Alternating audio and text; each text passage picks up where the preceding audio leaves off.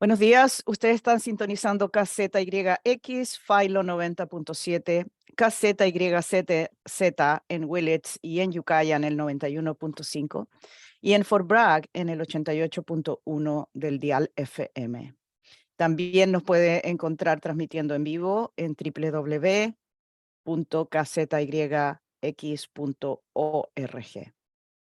Buenos días, soy Diana Coria y bienvenidos a Mendo Latino. Muy buenos días a todos. Mi nombre es Loreto Rojas y ustedes están escuchando Mendo Latino. Este es un programa radial en el cual discutimos temas sociales, culturales, políticos y más. Es una radio local con pertinencia nacional e internacional en español y bilingüe para la comunidad latina y diversa. Transmitimos el segundo y cuarto lunes de cada mes a las 9 de la mañana y les invitamos a visitar también nuestra página de Facebook y el canal de YouTube, donde pueden acceder a las grabaciones, a todos nuestros programas de radio. También están en forma de podcast, solo hay que acceder a KZYX y buscar Public Affairs Podcast y ahí estamos, Mendo Latino. Y hoy tenemos un programa muy especial para ustedes. Vamos a continuar hablando sobre la migración. En el programa pasado hablamos de migración con una perspectiva de género, con las organizaciones latinas en poder de Washington, D.C. Y hoy con nosotros nuestro invitado es un experto en temas políticos y migraciones.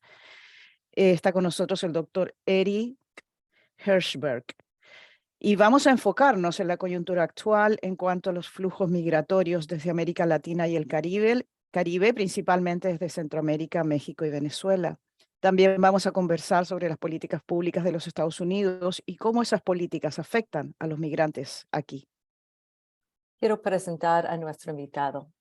Dr. Eric Hirschberg es director del Center for Latin American and Latino Studies y profesor en la Facultad de Gobierno en la misma universidad, en American University. Su investigación se ha centrado principalmente en la política comparada de América Latina y en la economía política del desarrollo en la región.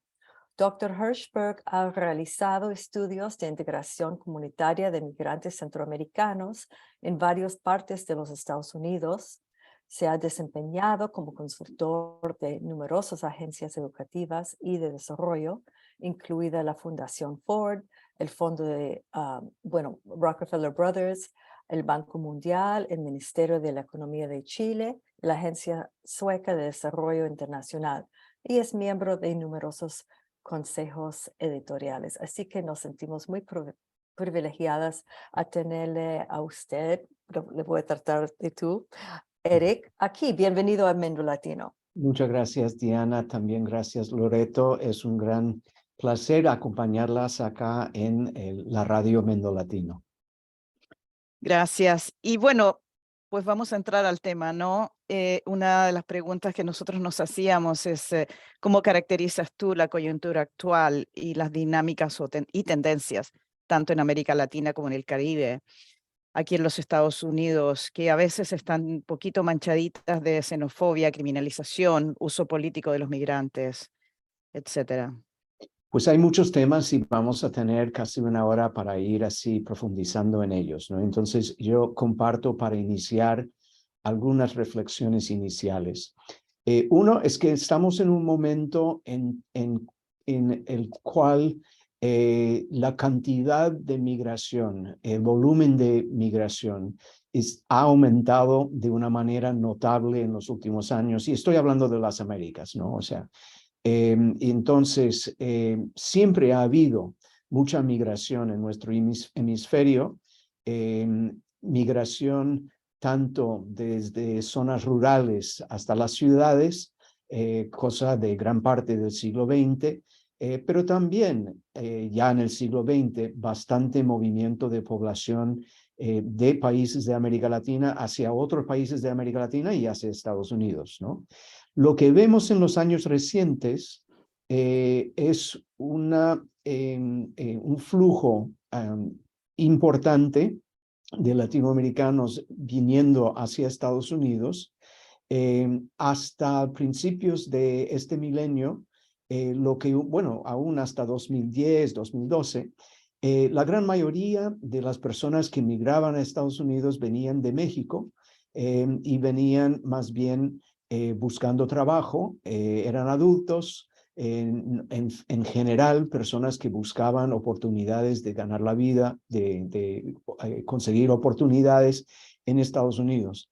Se iba cambiando de una forma importante hace casi una década, cuando la composición de esta migración cambió. En vez ya de ser principalmente provenientes de México, masculino, adulto, cada vez más veíamos inmigrantes viniendo de Centroamérica, del norte de Centroamérica y concretamente de Guatemala, El Salvador y Honduras. Y muchas veces eran familias o hasta eran niños no acompañados. Y entonces eso implica un enorme cambio en lo que se refiere a los desafíos de protección de estas comunidades, de estas poblaciones y de integración en Estados Unidos, y también introduce una serie de temas regulatorios, de estatus migratorio, etcétera, etcétera, y vamos a poder hablar de alguno de ellos. Lo otro que yo subrayaría, más allá de esto que ya desde hace varios años vemos una creciente centroamericanización y una creciente diversificación demográfica de la migración hacia Estados Unidos desde América Latina. Agregaría que también han habido movimientos muy importantes de poblaciones dentro de América Latina. En particular, hay que referirse al caso de Venezuela, que en el contexto de un colapso total económico y político y de una creciente brutalidad del sistema político en Venezuela, tenemos ya 7 millones de venezolanos viviendo fuera del país. Al principio, la pluralidad fue a Colombia, con otros flujos importantes a países como Perú, Ecuador, Chile y otros, ¿no? Lo que hemos visto en los últimos años, 2 años, es un mayor flujo hacia Estados Unidos, incluyendo por venezolanos que al principio habían emigrado a algún que otro lugar en Sudamérica y ahora que no les va bien la cosa ahí, sobre todo con todos los impactos de la pandemia, están intentando llegar a Estados Unidos. A ese panorama agregamos un elemento más, que es flujos muy importantes llegando a Estados Unidos en los últimos meses, año y medio, 2 años, de Cuba y Haití, donde hay crisis económicas y en el caso de Haití, política y de seguridad muy, muy severas, y donde poblaciones en verdaderas situaciones de desesperación están arriesgando todo para intentar llegar a Estados Unidos. Hay otros elementos, pero quizás lo dejo ahí como para comenzar y seguimos profundizando en aspectos de esto. Claro, el tema de Venezuela es muy importante en mi opinión. Yo estaba viviendo en Ecuador cuando comenzaron a llegar a Ecuador y solo no sé si sabes si hay una manera de saber en qué segundo país estaban más antes de entrar en los Estados Unidos, como estaba más tal vez en Chile o Colombia antes de subir a los Estados Unidos.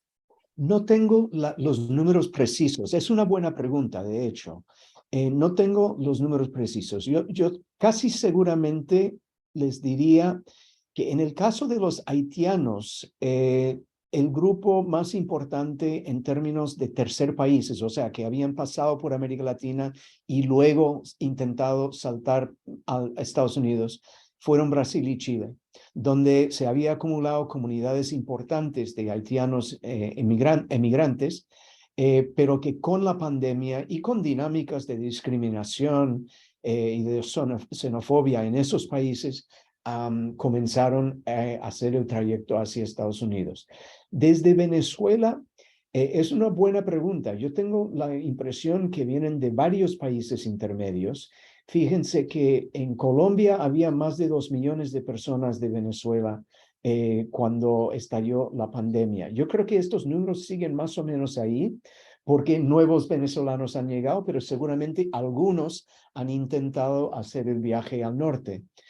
Sin duda, desde Perú y Ecuador también hay flujos relevantes de venezolanos que después de un periodo ahí han intentado ir más allá al norte. Una cosa para considerar, más allá de los números concretos, pensando en la inmigración venezolana, algo particular es que Perú, Ecuador, para darles dos ejemplos, son países que no tenían mucha experiencia, por lo menos reciente, en recibir migrantes o refugiados del exterior, ¿no? Fueron países expulsores de población y nunca habían experimentado, por lo menos en la época moderna, esta tarea de cómo recibir a poblaciones masivas, ¿no? Y vulnerables, ¿no?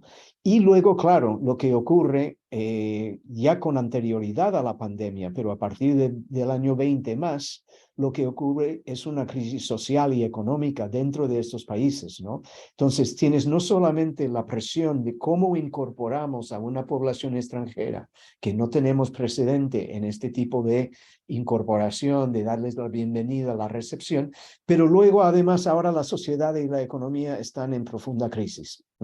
Y eso ha complicado la situación de los emigrantes que inmigraron a varios países andinos. Por supuesto.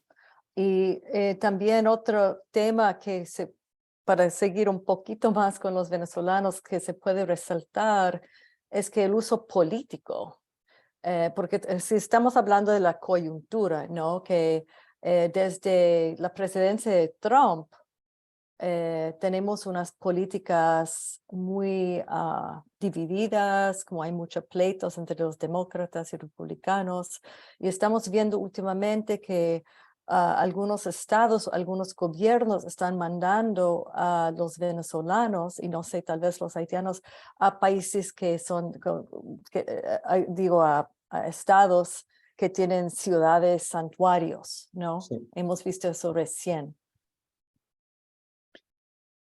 Sí, pues algunos comentarios. Primero, vamos a contextualizar eso históricamente, ¿no? O sea, yo estoy pensando en voz alta que ustedes emiten el programa desde el norte de California.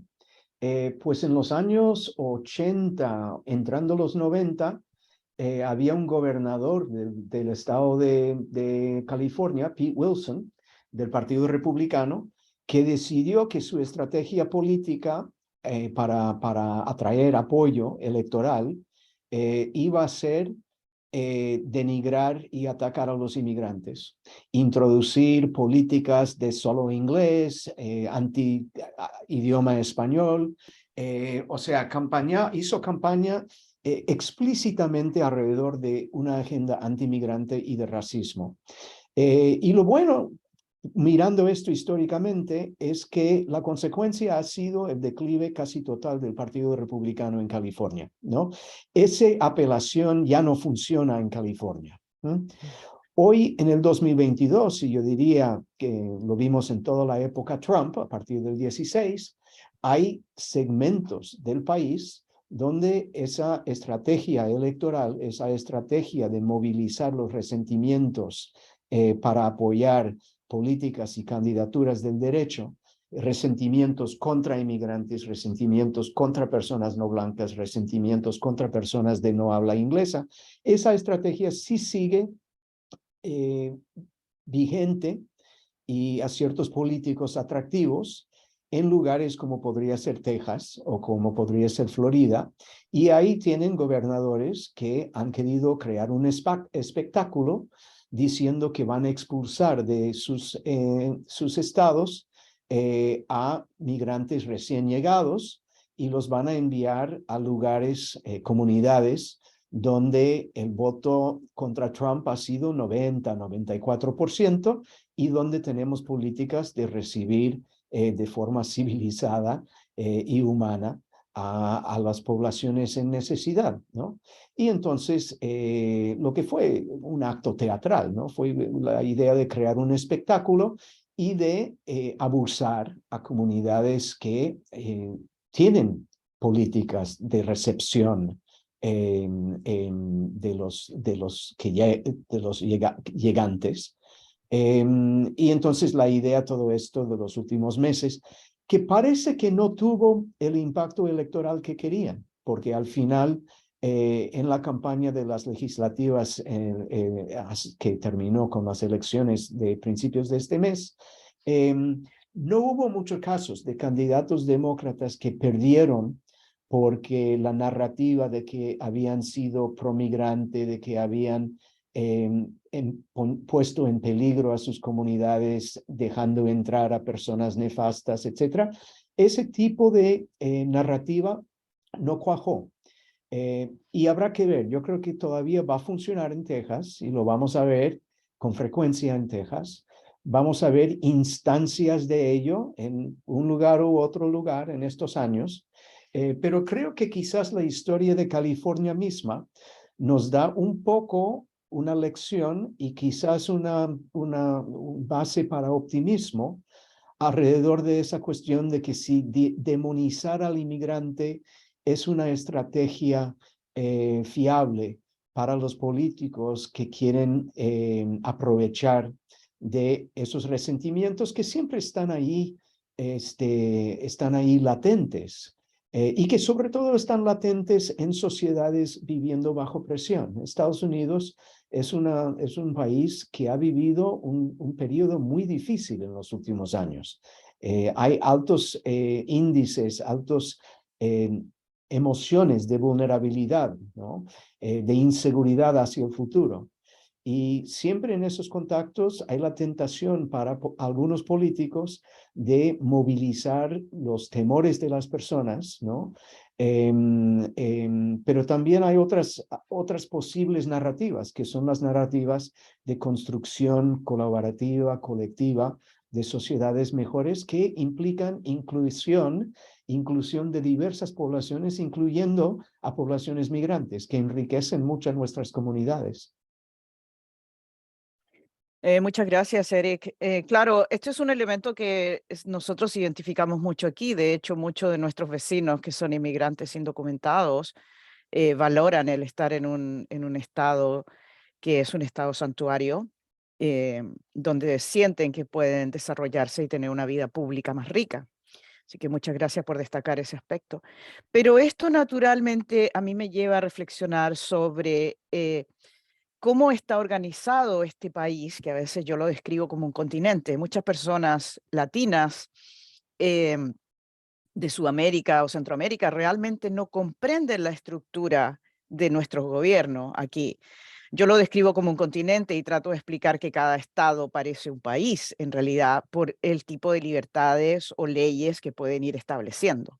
¿Podrías explicar un poco para nuestra audiencia cómo se manifiesta la gobernabilidad dentro de los Estados Unidos en el tema migratorio? Sí, yo creo que lo que acabas de decir, Loreto, es muy importante y sobre todo para personas que llegan a Estados Unidos y que no han ido a la primaria y la secundaria acá, donde por lo menos debemos dar a los jóvenes como parte de su educación un poco una idea de cómo se gobierna el país, ¿no? Y claro, es un sistema político muy complejo y es un sistema político en ciertas maneras distinto al de algunos de los países de los cuales vienen nuestros vecinos inmigrantes. Cosa fundamental para entender es que es un país federal, o sea, es una federación de 50 estados. Estado de California, estado de Nevada, estado de Nueva York, estado de Massachusetts, etc. Hay 50 estados. Y hay responsabilidades que corresponden al gobierno, decimos algunas veces federal, es decir, nacional, y hay responsabilidades que residen en los 50 estados individualmente. Entonces, les doy un ejemplo. La educación pública es una responsabilidad de los estados y dentro de ello, de los distritos, de los condados, de los distritos escolares dentro de los estados. Pero lo que esto implica es que puede haber políticas educativas más o menos incluyentes con respecto a los migrantes según estado y según distrito escolar. A cambio, en principio, pero subrayo que en principio, la política extranjera y la cuestión del control de las fronteras del país corresponde a una responsabilidad federal y no de los distintos estados.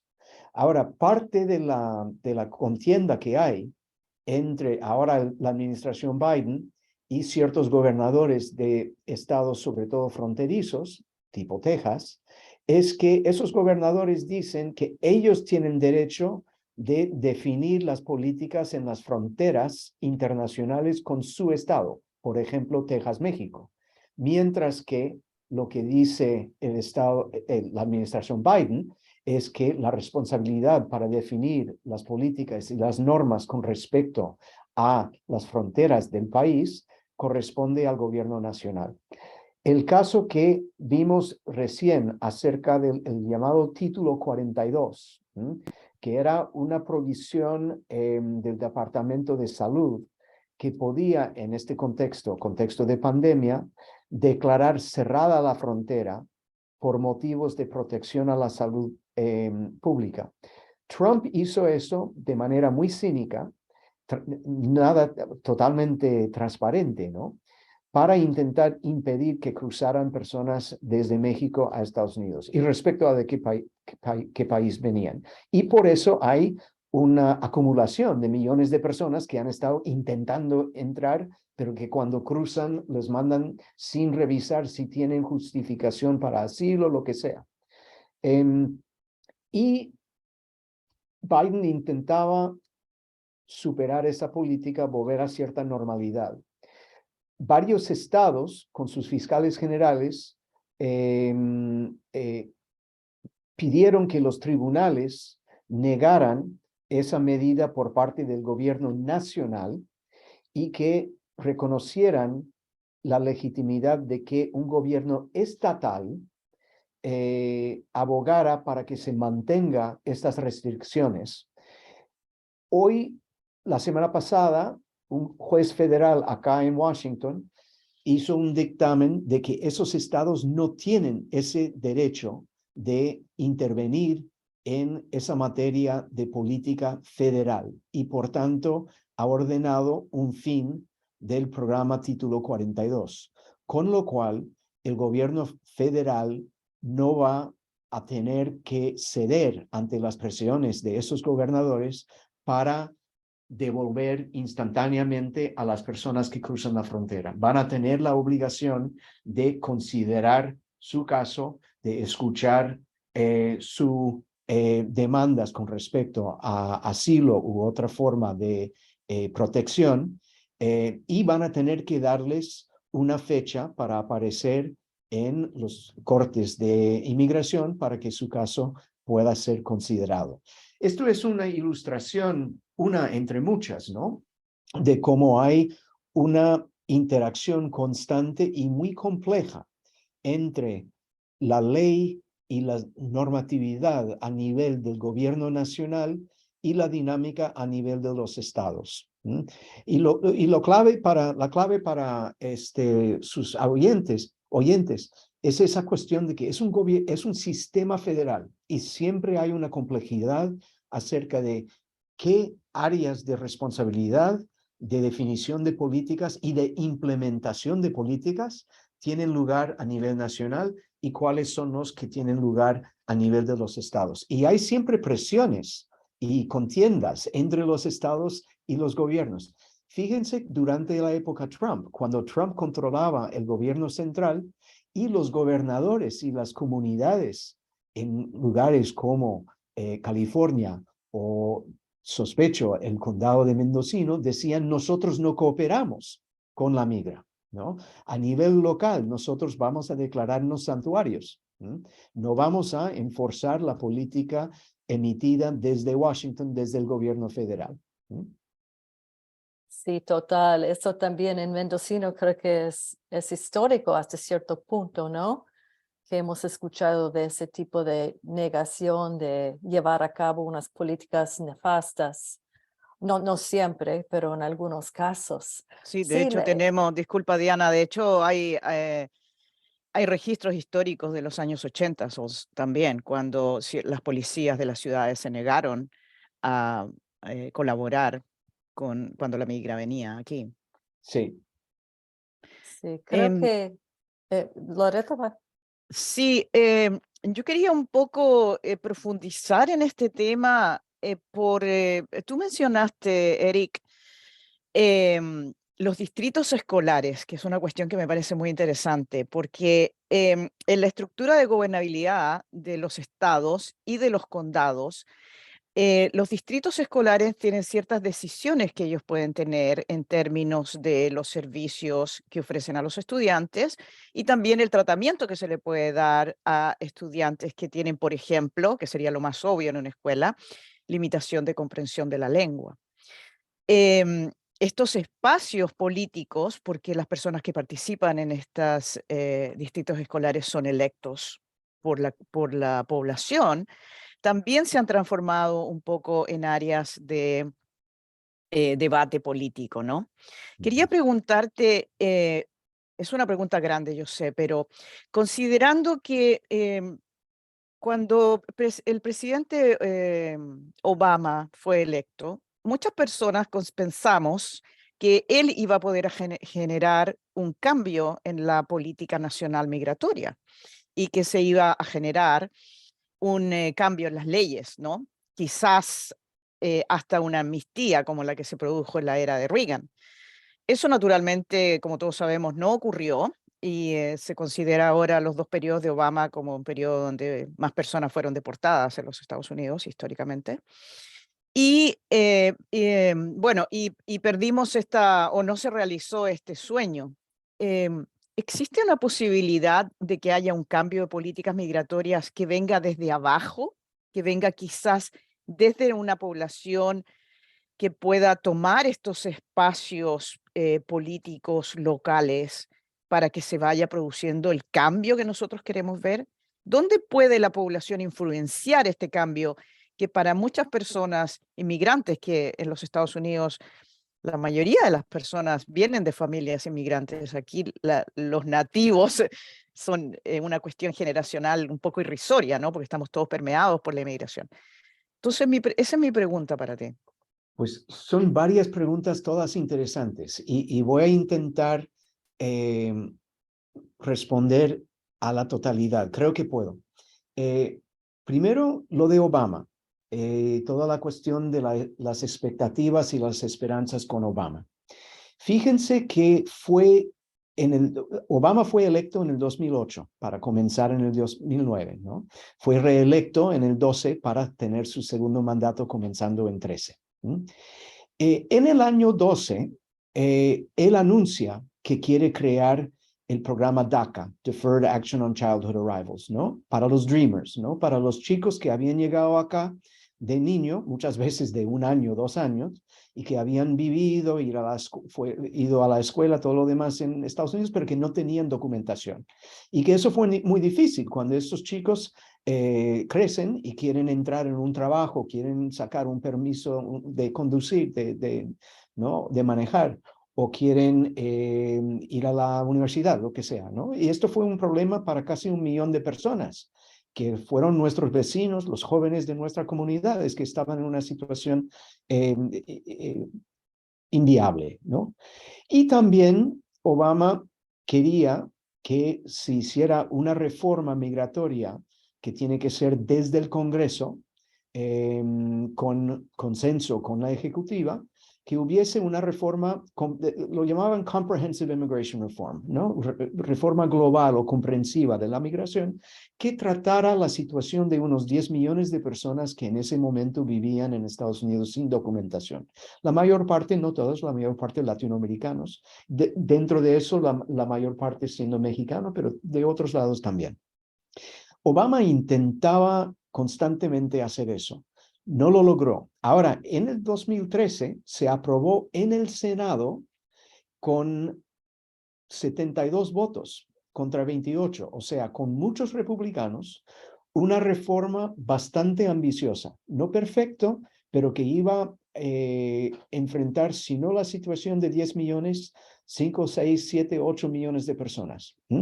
Pero la mayoría republicana en la Cámara Baja, Cámara de Representantes, dijo que no vamos a permitir un voto. Perdemos si hay un voto en el Congreso bajo y así por ello no vamos a dejar que se vote, ¿no? Y entonces esa legislación que fue aprobado tajantemente en el Senado, apoyado por la administración Obama, se dejó paralizada, estancada por la resistencia del Partido Republicano en la Cámara Baja.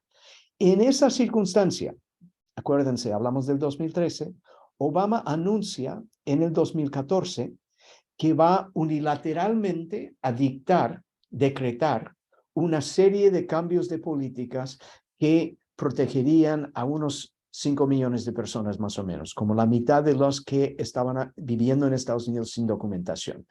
Hubo condenación amplia de ese acto por parte de muchos gobernadores, por parte del Partido Republicano en el Congreso y en la oposición, y la administración dijo que en la ausencia de una reforma racional, responsable, es la única opción que nos queda. El problema, claro, es que si pierde la elección en 16, eso se puede revertir de la misma forma que Obama pudo firmar el orden en el 14. Y es lo que ocurrió, que cuando Trump llega con una narrativa, un discurso y unas convicciones militantemente antimigrante y de un plumazo elimina los avances que Obama había hecho a través de ese canal subóptima. Lo correcto habría sido una legislación del Congreso, pero eso estuvo estancado. Ahora bien, entonces, eso es un elemento de contexto. Me preguntas, Loreto, ¿qué pensar de la cuestión de que si desde las comunidades, desde abajo, se puede incidir para que la agenda, digamos, avanza, para que volvamos a ese momento de 2012, 13, 14, en que se introdujo ideas como DACA, en que se introdujo en el Congreso una política de reforma comprensiva, y en que cuando el Congreso no votó en favor, el presidente intervino con decretos. Tomo cada uno de eso en secuencia, son 3. Primero, desde la sociedad, yo creo que las comunidades migrantes y las comunidades de solidaridad y de justicia social con comunidades migrantes están movilizando en diversos lugares para proteger e insistir en el respeto de los derechos de poblaciones vulnerables, incluyendo, y no solamente, a los migrantes. Están movilizando y por otra parte hay resistencias. El gobernador de Texas va a seguir abusando a comunidades vulnerables y las comunidades van a seguir movilizando, insistiendo en el respeto a sus derechos, ¿no? Va a seguir habiendo presiones dirigidas hacia la ejecutiva, es decir, hacia la administración Biden y hacia los demócratas en el Congreso para avanzar políticas tanto legislativas como de decretos del Ejecutivo, racionalizando el marco normativo de leyes, de regulaciones, etcétera, que afectan a los migrantes. Mi lectura es que en el Congreso, teniendo mayoría, aunque muy, muy escasa, en la Cámara Baja, los republicanos van a bloquear cualquier reforma, que van a absolutamente ser obstruccionistas e insistir que ninguna reforma puede avanzar. Teóricamente, los demócratas podrían decir, mire, les damos una medida, una legislación que solo trata a los Dreamers, ¿no? Que los 800,000 Dreamers les damos documentación, quizás les damos hasta camino a la ciudadanía, pero todos los demás no reconocemos. Si votan eso, los republicanos dejan pasar una medida de reforma migratoria, pero gran parte del Partido Demócrata y gran parte de la sociedad civil que aboga por justicia no va a permitir ese arreglo, ¿no? Ese no es un acuerdo que van a decir, no, hay millones más. las personas que llevan 25 años acá con Temporary Protected Status, habría que incluir a ellos también, larga, etcétera. Entonces, yo creo que una política mínimamente inclusiva va a ser vetado por el Partido Republicano en la legislativa, por lo cual no va a haber, en mi opinión, una reforma en este Congreso. Ahora, eso va a sugerir que desde la ejecutiva van a tener que emitir decretos de la manera que han comenzado a hacer desde que Biden llegó, y van a expandirlo, igual como lo hizo en sus últimos años Obama. Y claro, el riesgo es que eso sí va a generar cierto espacio para que la gente viva sus vidas en algún menor nivel de peligro y de inseguridad, pero no les da ninguna garantía. No sabemos qué va a ocurrir en este país después de las elecciones del 24, con un nuevo presidente o presidenta en el 25. Entonces, eso intenta tratar el nivel de la sociedad, el nivel del Congreso y el nivel del Ejecutivo. Hay un elemento que planteaste que no he contestado, pero que podemos tratar, que es ese tema de la educación y los distritos escolares, donde también es un ámbito muy importante por los motivos que dijiste, Loreto. Pero quería primero contextualizar esto de ejecutiva, legislativa y época Obama, pasando por Trump, llegando a Biden.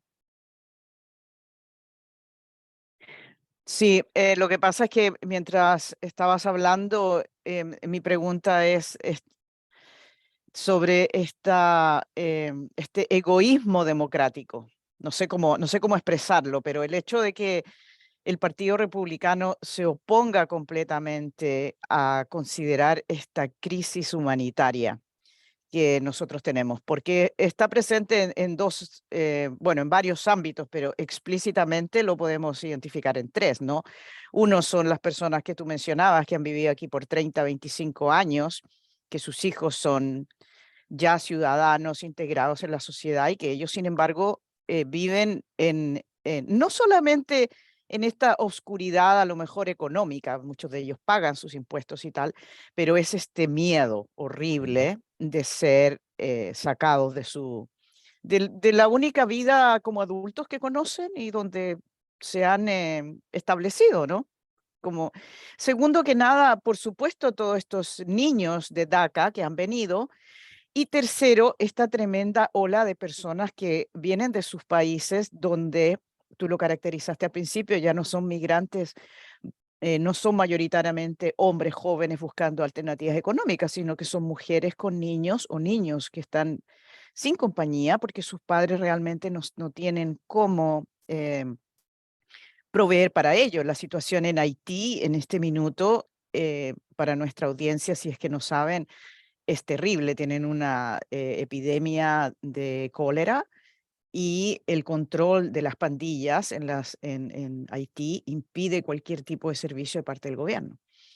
Pero también, por supuesto, está el elemento de todas las intervenciones de Estados Unidos dentro de estos países y estas políticas. Entonces, ¿cómo nosotros podemos también comprender estas intervenciones internacionales de los Estados Unidos dentro del área de influencia como responsables de esta crisis migratoria que tenemos en este minuto? Por decirte algo, Eric, por primera vez en nuestra área rural, nosotros estamos aquí en Mendocino County, es un área rural al norte de California, estamos recibiendo inmigrantes que están solicitando asilo político. Es algo que nunca se había visto y son familias, particularmente mujeres que vienen con 3, 4, 5 niños y que están en este limbo legal por la forma en que se están tratando estos casos de inmigración.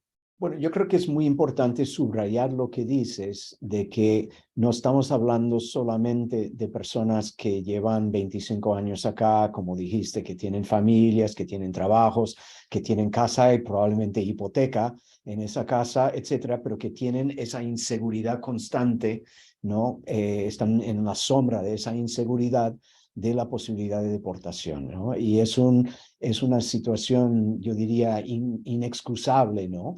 Que a estas alturas seguimos con centenares de miles de nuestros vecinos viviendo bajo esas condiciones de inseguridad. Luego tienes, como dices, otro grupo que son los jóvenes que han llevado toda su vida acá, es el único país que conocen, son americanos, quizás son americanos de origen guatemalteco o americanos de origen mexicano, pero son americanos, quizás ni hablan muy bien español, no saben cómo navegar, no tienen credenciales de escuela en El Salvador, etcétera, ¿no?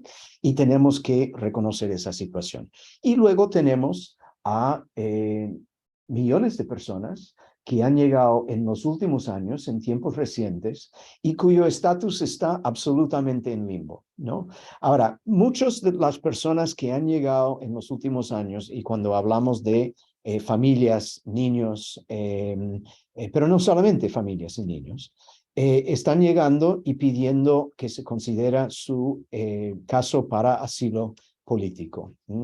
Eso es especialmente relevante en países del norte de Centroamérica, en Venezuela, en Haití. Y el problema es que ya antes de que llegó Trump, el sistema institucional, las instituciones, la capacidad administrativa para revisar, evaluar y actuar sobre estos reclamos estaba en muy mala condición, ¿no? Y entonces la política, la estrategia de Trump era destruir la institucionalidad que quedaba. Si el problema es que no hay suficientes jueces administrativos que evalúan los reclamos de asilo y por tanto los immigration courts no están funcionando, bueno, quitamos más jueces para que funcionen menos. Por lo cual estamos en una situación ahora en que tenemos millones de personas que están esperando su fecha para tener una audiencia para considerar su caso de asilo. Están ya, el promedio, la espera de promedio son 6 años. Entonces, claro, una persona que cruza la frontera en Texas hoy, una persona con 2 hijos, una madre con 2 hijos, cruza, se entrega al Border Patrol, dice quiero pedir asilo porque he sido sujeta a torturas, a desapariciones de mi otro hijo, lo que sea, ¿no? La política hasta ahora ha sido que con la proposición del título 42 la volvemos a México, ¿no? Y que se defienda en México, ¿no? Ahora el juez Sullivan ha puesto fin a eso y bueno, hay un periodo de unas semanas en que no se va a implementar el orden de Sullivan, pero dentro de unas semanas eso ya no va a ser posible de enviar a esa persona a México. Les van a tener que dar una fecha para una audiencia en los tribunales de inmigración. Y el promedio va a ser en el año 2028, 6 años, que esa persona va a vivir en condiciones de inseguridad en Estados Unidos esperando algún tipo de resolución. Claro, 2 cosas que yo quisiera subrayar a base de eso. Primero, que si una persona está viviendo en condiciones de absoluta desesperación, puede ser en Guatemala, puede ser en Perú, puede ser en Haití, y el gobierno americano les dice, por la emisora de radio, por ejemplo, no vengan ilegalmente porque si vienen no van a poder quedar. No pueden, tienen que venir por el camino legal. Claro, eso tardaría años y años esperar un visa desde la embajada al consulado americano en Port-au-Prince, ¿no? Imposible. Entonces, si la realidad es que si logras llegar, vas a estar 6 años en limbo, donde a ver qué pasa. Por lo menos vas a vivir en terrible inseguridad, pero vas a quedar vivo. En principio, tu hijo podría ir a la escuela, lo que sea. La verdad es que la gente debe llegar. Lo único lógico es salvarse e intentar llegar. Ahora, claro, desde la política pública de Estados Unidos, eso no tiene ningún sentido. Lo que tendría sentido es fortalecer el sistema de evaluación de reclamos para que eso no fuera 6 años de espera, para que fuera 6 semanas de espera o 6 meses de espera. Y si se hiciera eso bien, pues mucha de esa gente vería aprobado su reclamo y la tarea para la sociedad estadounidense y para ellos sería avanzar en la integración a las comunidades donde iban. Y si en 6 semanas o en 6 meses, después de una revisión legal, una revisión razonable, se considerara que no, esa persona no tiene base para un reclamo, tendría que volver a su país. No es estar esperando 6 años, estando 6 semanas. Y si, claro, la gente entendiera que no es que si voy y llego y no gano mi caso, por lo menos voy a haber tenido 6 años, quizás tendríamos a menos personas haciendo el intento desesperado de llegar con la idea de que por lo menos hay un horizonte de inseguridad de largo plazo. Es irracional para la gobernabilidad de Estados Unidos dejar estos sistemas tan erosionados, tan descapitalizados en términos de profesionales para facilitar la funcionalidad de esas instituciones. La administración tiene claro esa cosa y poco a poco yo creo que están intentando contratar a más trabajadores sociales, a más personas en el Departamento de Health and Human Services, más immigration judges para que asylum officers en U.S. Citizen and Immigration Services, para que esta idea de 6 años de acumulación, lo que llaman backlog, de 6 años, ya se reduzca, pero va a tardar años en arreglar este sistema. Y pensando a largo plazo, la solución a lo que podríamos llamar las múltiples crisis de migración, tiene que pasar en parte por la reconstrucción de los aparatos institucionales que permiten evaluar los reclamos y que luego permiten la incorporación de una manera ordenada, segura, con protecciones de personas que se están llegando a este país y que van a estar viviendo en este país, siguiendo sus educaciones, siguiendo sus vidas laborales, etcétera, ¿no? Un caos no sirve a nadie. Ahora, Claro, Eric, qué importante lo que nos está contando sobre esa falta o la destrucción de la institucionalidad. Es que pocas personas están, como aquí en esta área al menos, comprenden eso en el tema del asilo, porque como dijo Loreto, no han llegado aquí pidiendo asilo. Eso es algo relativamente nuevo. A nuestra audiencia, si acaban de sintonizar, estamos hablando en una conversación muy interesante con el doctor Eric Hirschberg, que es director del Center for Latin American Latino Studies y profesor en la Facultad del Gobierno en American University.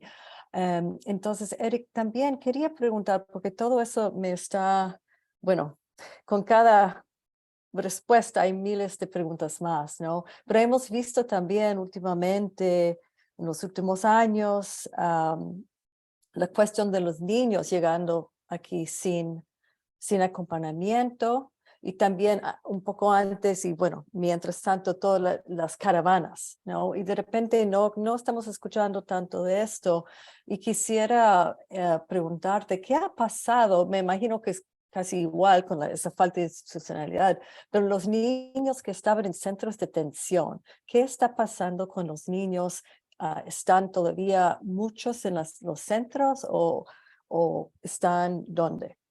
Y no lo tengo, habían perdido con los niños, no sabían dónde fueron muchos niños en cuanto Trump era presidente. sí, no tengo a mano el número de niños que han quedado en distintas circunstancias, pero puedo explicar un poco sobre el tema de cómo se debe procesar los reclamos de esos niños y proteger a esos niños y algunos de las implicaciones sobre si se hace bien o no. Primero, mencionas las caravanas. Las caravanas son un mecanismo para los migrantes de protegerse en el camino. No hemos hablado de lo difícil que es migrar, de lo arriesgado que es migrar. La gente no se va de su comunidad de origen, de su familia, porque quiere dejar su comunidad de origen y su familia. Se van porque tienen que hacerlo, porque hay condiciones que les obligan a hacer esa decisión muy difícil. Ahora, con la situación que tenemos actualmente de caos institucional, en que no hay mecanismos ordenados para que la gente solicite la entrada segura, regularizada, sin tener que ir a escondidas, en esa circunstancia están viendo por canales anormales, irregulares, con lo cual grupos criminales les están abusando, etcétera, y caravanas son una estrategia para protegerse colectivamente de eso. Ahora, algunos de los que están en caravanas son niños que vienen sin padres o sin mayores de edad. En principio, uno lo que llaman desde el gobierno un unaccompanied child, ¿no? Un unaccompanied minor. En principio, esa persona tiene que ser entregada al Departamento de Sanidad, de Health and Human Services, HHS, concretamente al Office of Refugee Resettlement, ORR, Office of Refugee, que no es parte de la migra, es parte del sistema de salud a nivel nacional, del Ministerio de Salud. Y la idea es que dentro de un periodo, no sé si son 72 horas o algo así, no pueden estar detenidos, en principio.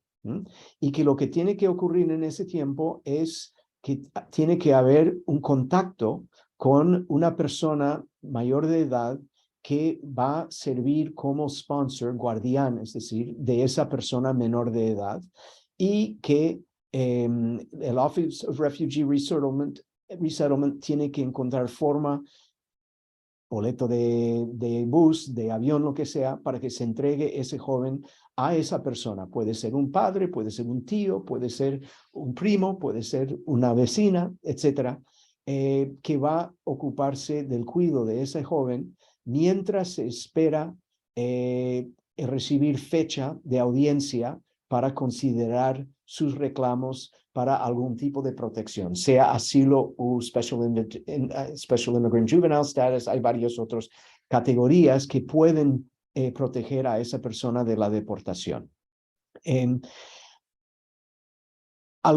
Entonces, hay decenas de miles de jóvenes que están viviendo actualmente en hogares que fueron identificados como conteniendo un adulto que podía responsabilizar de esa joven.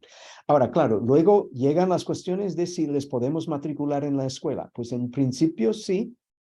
Claro, si se matricula en la escuela, puede o no haber programas de incorporación de jóvenes que no hablan inglés. Si va a haber English as a second language, si va a haber instrucción en español. Y a veces, esto remite a algo que Loreto introdujo, a veces es cuestión de voluntad del distrito escolar, pero a veces es cuestión de recursos, es caro. Es cuestión de si hay profesores que pueden hablar en español. Hay lugares en este país donde han recibido muchos jóvenes unaccompanied minors y el distrito escolar quiere recibirles, darles bienvenida, pero no tienen profesores que hablan español, ¿no? Y tienen que buscarlos, ¿no? Y luego hay donde los tienen, pero donde hay resistencias y xenofobias y no quieren facilitar la incorporación de esos alumnos. Entonces, hay ese grupo de población. Luego hay otros en que no encuentran dónde enviarles. Y hay un número, y no podría decirte, Diana, las proporciones actualmente, no tengo las fechas a manos, pero que están en algunas formas de detención, cuidado institucional en ese contexto. Y también hay ONGs y grupos de la sociedad civil que están intentando recibir y dar apoyo a esos jóvenes donde no hay opciones de familias ya preidentificadas. Una cosa que sí es importante decir, y muchos de los que escuchan el programa van a saber eso, en muchas ocasiones, cuando hay comunidades de inmigrantes en Estados Unidos. Supongamos un ejemplo abstracto. Una persona que lleva 20 años en Estados Unidos, salió de El Salvador hace 20 años y quizás dejó a algunos niños allá con la abuela, lo que sea, o quizás su hermana quedaba en El Salvador y la hermana o la abuela dice que la situación ha deteriorado tanto que es imposible que la joven se quede acá. Hay un riesgo enorme. La violencia ha superado los límites que no la podemos proteger. Entonces, ¿qué haces como una persona que vive estos años en Estados Unidos, que tiene un puesto de trabajo, quizás indocumentado, pero algo de recursos? Ayudas a tu familia a enviar la joven acá, ¿no? Llega acá, entra con tu familia, ¿no? Quizás hay hermanos con la nueva pareja, ¿no? Entonces está incorporando con hermanos y hermanas que quizás no reconocen como hermano y hermana, pero es muy complicado para esa persona joven llegando con un adulto que ellos no conocían, ¿no? Entrando en un sistema de escuelas que no conocían. Son situaciones muy complejas de los hogares de inmigrantes en Estados Unidos en el momento actual. Pero subrayaría que es importante y es un señal de familias fuertes el que estos jóvenes están llegando, están saliendo de lugares de absoluta urgencia y sus familiares están intentando ayudarles a la nueva generación. Y es por eso que entendemos por qué los migrantes van a donde van. En parte van donde tienen familias que les pueden proteger. Muchas gracias, Eric. Lamentablemente hemos llegado al final de nuestro tiempo, pero nos dejas con esta reflexión que es muy hermosa de la necesidad de reunificar a las familias y cómo nosotros como seres humanos queremos ayudar a nuestros parientes y a las personas de nuestra familia y también en nuestras comunidades, porque creo que, bueno, nosotras tenemos la suerte de estar en California, donde hay muchas organizaciones que nosotros estamos preocupados de cómo apoyar, dar apoyo a estas personas jóvenes y a estas familias que están buscando estas reunificaciones, salir de la oscuridad en la que se encuentran por su estatus migratorio. Y además, la belleza de estar en California es que pueden educarse, porque nosotros tenemos leyes especiales en nuestro estado, que yo espero verlos en otras partes también. Pero desafortunadamente hemos llegado al final de nuestro tiempo. Quiero agradecer muchísimo a nuestro invitado, el profesor Eric Hirschberg, que estuvo con nosotros hablando sobre inmigración. Ojalá podamos hacerlo de nuevo y profundizar en tantos temas, porque el tema de la inmigración es tan complejo, ¿verdad, Eric? Muchísimas gracias por venir hoy. Agradecemos a nuestra radio KZYX, al ingeniero de sonido, quien facilita y nos conecta con nuestra audiencia. Y le recordamos a usted que si se ha perdido una parte de este programa o quiere compartirlo con su familia y colegas, por favor visiten nuestra página de Facebook y también ustedes pueden encontrar todos los programas de Public Affairs, o sea, de los temas que se discuten públicos en KZYX en formato podcast para escucharlo en cualquier parte, cualquier momento. Gracias, Loreto. Gracias, Diana. Gracias. Muchísimas gracias, Eric.